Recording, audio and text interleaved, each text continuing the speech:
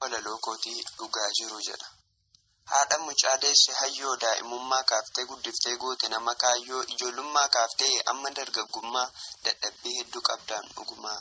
Osoo hin dhalatiin garaatti nu baattee dhooqabdachaa buutee tulluurra qaaritee sabbataan mudhii kee hidhattee asiif achi kaachaa rakkina obsaan dandeessee nuuf taate karaa ce'umsaa. Kana duwwaa miti rakkinniif ciniinsuun qormaanni heddummaatee karaan darban gaafa nama rakkisu. Miti kan kee yoomuu jaalalli jijjiiramaa seenan kee hin dagatamu yeroo hunda waamamaa.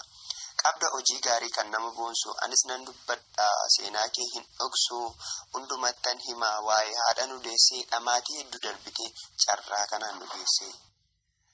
Dhugaadhaam seenan kee dhugaa jiruun himaa hin dubbadhu yoon jedhayyuu keessa kootii gungumaa maal godheen dhoksaree ishee gaafa ati na wajjin argite dhiphuu lafeen kee qaqallatee bifa kee ijoollummaa gadhiiftee gaafa namni si bira darbu.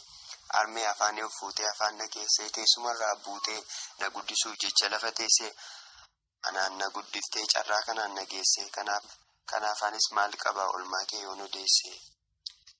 Seenaa qabda yoomuu kan hin dagatamne gooftaaf haa galatu isa sinuuf kenne galata waaqayyoo isa hundaa danda'u olmaa isaanan dubbadhaa callisee hin taa'u.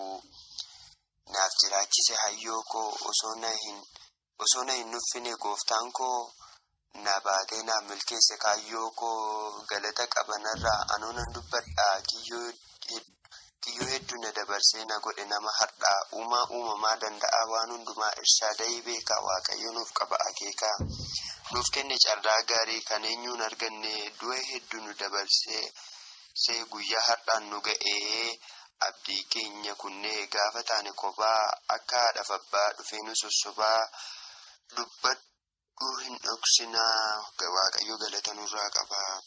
Kansaa kana jedhee himee fixuu hin danda'u galanni ulfinni waaqayyoof haa ta'u naaf gargaare armee koo kanaaf anoo nan dubbadha warri sagalee koo dhageessan waaqayyoon naaf galateeffadha dogoggora yoon qabadhe gorsaaf dhiifaman na bukkee dhaabbadha maqaa koo barbaannan badhaasa alamuutti barumsallee xumurree barataa kutaa 10 seenaa biraan qabu seenaan koo Yesuus ilma waaqayyooti. Walaloo kootii dhugaa jiru jedha.